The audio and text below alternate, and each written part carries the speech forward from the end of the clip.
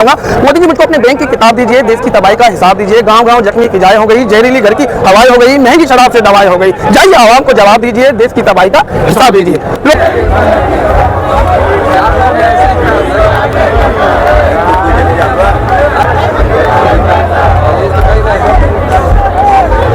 पंजाब में चुनावी प्रचार में इसका पैसे का इस्तेमाल हुआ है। 100 करोड़ में से 40 गोवा में गए। सुनिए ना, मैं बताता हूँ। 1 रुपया ईडी को ने उसकी रिकवरी नहीं करी है, लेकिन 50 करोड़ से ज्यादा की रकम चुनावी बांड के जरिए बीजेपी को मिली है। उसी शरद रेड्डी से जो इस शराब घोटाले में पहली गिरफ्तारी में आरोपी बनाया गया था, अभी सरकारी जेल पे। सुनिए मैं क्या बता रहा हूँ। तो इस आधार पे जांच एजेंसी को ये करना चाहिए कि राष्ट्रीय बीजेपी के जो राष्ट्रीय जेपी नड्डा जी के खिलाफ कार्रवाई करनी चाहिए।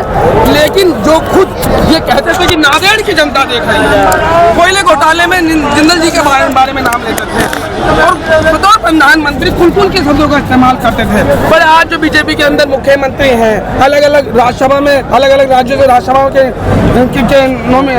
मेंबर बन रहे हैं, लोकसभा की टिकट मिल रही है, तो इस देश की एक आम जनता, मैं किसी पार्टी से नहीं सर, मैं एक आम जनता मेहनत का आबादी का हिस्सा, मुझे दर्द है।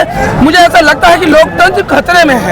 एक ऐसा राजा लेकिन यहाँ पे मेरा एक सवाल है, मान लीजिए लोकतंत्र अगर खतरे में है, एकजुट होकर लड़ना चाहिए। मेरा सवाल पूरा कर लीजिएगा। मान लीजिए कि यहाँ पे इंडिया अलायंस नाम से जो 28 पार्टियां आ रही हैं, अगर सिर्फ आम आदमी और कांग्रेस की बात करें तो आम आदमी पार्टी दिल्ली में कांग्रेस के साथ लड़ रही है, पंजाब में कांग्रेस से अलग लड़ रही है, ममता बनर्जी नीतीश कुमार पहले साथ आ रहे थे, अलग अलग हैं।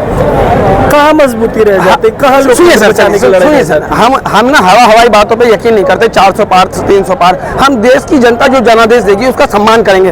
हर राज्य के अपनी एक परिस्थिति, अपनी एक स्थिति है, उसके अनुकूल इंडिया गठबंधन ने मजबूती के साथ कदम रखा है और आगे संघर्ष का रास्ता हम जैसे नौजवानों को दिया है। हम इसके लिए तैयार है। कविता सुनाना चाहूंगा।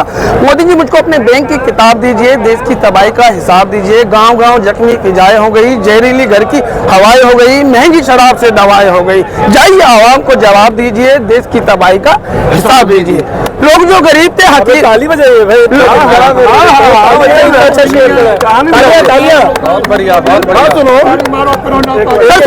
सुनिए, लोग जो हकीर थे, लोग जो गरीब थे हकीर हो गए, आप तो गरीब से अमीर हो गए, यानी हुजूर बेजमीर हो गए।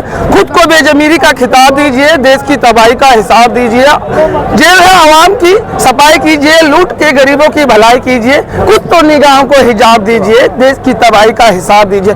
कैसी देखो ये योजनाएं खा गए, कैसी देखो योजनाएं खा गए, देश के ये अपनी आत्माएं खा गए, देश के ये अपनी आत्माएं खा गए, मार के मरीजों को दवाएं खा गए। इन्हें पद्मश्री का खिताब दीजिए, देश की तबाही का हिसाब दीजिए। हम क्या कहते हैं? आप कहते हैं नांदेड़ की और देश की जनता देख रही है, आपने फिर उन्हें उस व्यक्ति को राज्यसभा में भेजा है, तो हम क्यों ना सवाल करें? आज देश में 83% से ज्यादा नौजवान बेरोजगार है। इसका ग्लोबली एक सर्वे आया है, तो क्या हम इसके लिए चिंता ना करें? आज प्रधानमंत्री बड़ी बातें करते हैं। आप बताइए देश के अंदरूनी हालात कैसे हैं? आज किसी पढ़े लिखे से पूछिए, क्या उसके मुताबिक का सम्मान, रोजगार, एक बताऊं, आर्थिक स्थिति जब तक ठीक नहीं होगी ना किसी व्यक्ति की, सामाजिक स्थिति ठीक नहीं हो सकती। भाषणों से कुछ नहीं होगा, आपको जमीन पे इसका रिजल्ट देना होगा धरातल पे। लेकिन ठीक है, हर चीज का वक्त आता है, आपका भी वक्त है, लेकिन हम इस देश की मेहनत का आबादी का एक हिस्सा है, रेडी लगाते हैं, बहुत कम पैसों में अपना जीवन जीते हैं, और हमें लगता है कि अन्याय है और न्याय की लड़ाई लड़ेंगे, क्योंकि इस देश पे भगत सिंह और उधम सिंह ने जन्म लिया है।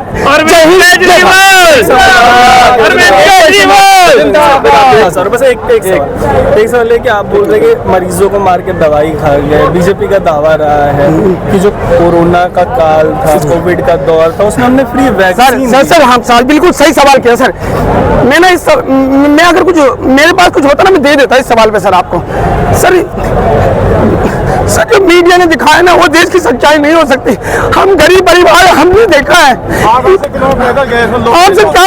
हमने देखा है इस दिल्ली की सड़कों पे, कुत्ते के बगल जो दूध कुत्ता पी रहा था, जो दूध कुत्ता पी रहा था, जो दूध कुत्ता पी रहा था, लोगों ने उठा के पिया है। हमने प्लेटफॉर्म पे वो मरी माँ भी देखी जिसकी छाती से बच्चा दूध पी रहा था। हमने इस देश की बड़ी आबादी को ना सड़कों पे अपनी गाँव लौटते देखा है। अब झूठ से बचिए सर, प्रोपेगेंडा से बचिए। कहते हमारा देश समाजवादी है पूरी तरीके से, संविधान समाजवादी, सोशलिटी में पढ़ा लिखा नहीं, लेकिन महसूस करता हूँ उस किताब को जो मुझे जीने का अधिकार देती है। हमारा देश पूरी तरह समाजवादी है, लेकिन हमारी सरकार पूरी तरह कैपिटलिस्ट है, पूंजीवादी है, खुद को बॉस और सबको बंधुआ मजदूर बनाना चाहते हैं। इसकी लड़ाई लड़ेंगे सर, हक से, अहिंसा के रास्ते पे शब्दों की लड़ाई लड़ेंगे, हिंसा का समर्थन नहीं करते। जय हिंद, जय भारत।